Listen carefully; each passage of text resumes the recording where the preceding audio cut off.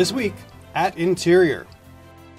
A step forward for tribal self-governance last week as Secretary Sally Jewell signed a historic agreement with the Citizen Potawatomi Nation. Under the Hearth Act of 2012, this agreement means the Potawatomi Nation has the authority to determine how to use their land rather than seeking approval from the Bureau of Indian Affairs. This will translate to quicker turnaround for people who want to build homes or small businesses in their part of Indian country.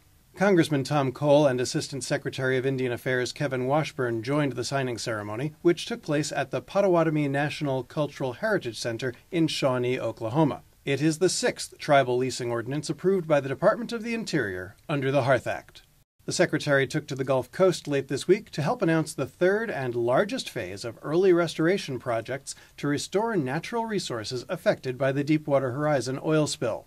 The trustees for Natural Resources Damage Assessment unveiled a draft restoration plan that dedicates $627 million to restoration projects across the Gulf region.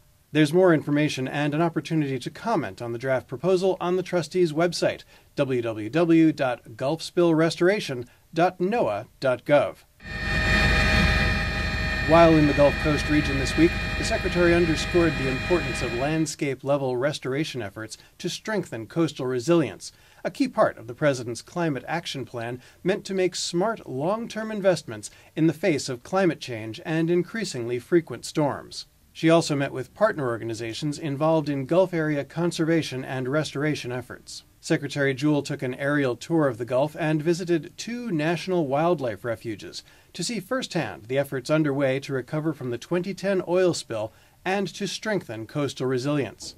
A step forward Wednesday to resolving water issues around the Klamath Basin in Oregon and California, Commissioner Mike Connor of DOI's Bureau of Reclamation joined Oregon Governor Kitzhaber and Senators Wyden and Merkley for the signing of an agreement in principle, which outlines solutions to water resource problems and also addresses ways to improve the economic condition of the Klamath tribes. Commissioner Connor applauded the work of the Klamath Basin Task Force and Upper Basin Water Group for working together to come to the agreement. Obviously, to have a sustainable solution, you've got to have it driven at the local level, and you have to have buy-in from folks at the local level. And I think with these 3 agreements now in place, we are in a position to do that. And I think it just, once again, as John Bezdek is often quoted to me, and I want to quote him, it's a recognition by all this increasing number of parties in the basin that we can't take care of ourselves if we fail to take care of our neighbors. 10 million years before the Tyrannosaurus rex, there was another tyrant lizard. Meet Lythronax argestes, the 80-million-year-old King of Gore.